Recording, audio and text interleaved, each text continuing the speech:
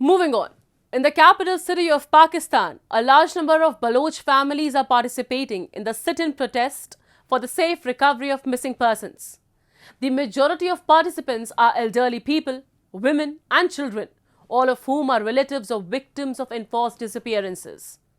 Dr. Mahrang Baloch, who is leading the protest against extrajudicial killings, is facing both physical and mental torment by Pakistani security forces.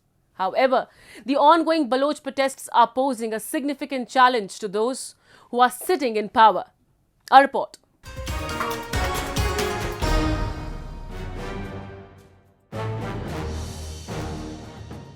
In a powerful tribute to the unwavering spirit of Dr. Mahrang Baloch, artists have created a stunning sand art sketch of the fearless activist on the coast of Gwadar in Balochistan.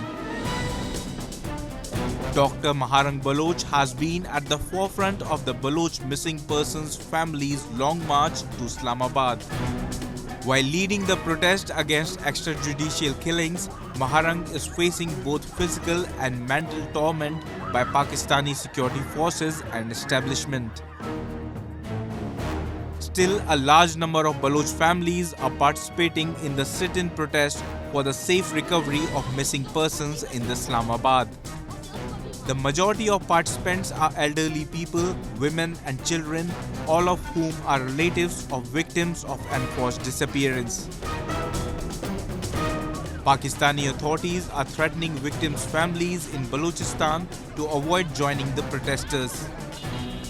In Balochistan, people are coming out in large number in support of the protest in Islamabad. Rude behavior, their mistreatment with the Baloch protesters and especially with the Baloch issue. We demand a fact-finding mission of UN to come and investigate the gross human rights violations in Balochistan. As you know, the CTD and the state-backed death squads are involved in killing of innocent women, children and Baloch persons. So we want abolishment of all of those forces who have been involved in Baloch genocide. And also the innocent Baloch who has been killed extrajudicially, those culprits must be punished according to the law. And also those families who are part of this long march, their loved one must be released immediately. This elderly man claims that his young son has been forcibly disappeared by Frontier Corps personnel, and he wants information whether his son is dead or alive. A girl named Mariam starts weeping when she is asked about her father who has been abducted. There are several others like the elderly man and Mariam who are continuously struggling for their basic rights and existence. But their demands are falling on deaf ears. Pakistan's caretaker Prime Minister Anwar-ul-Haq Kakar recently claimed that people who are protesting in Islamabad are the relatives of those fighting against the state. He said that Baloch protesters are supporting armed rebellion with foreign help.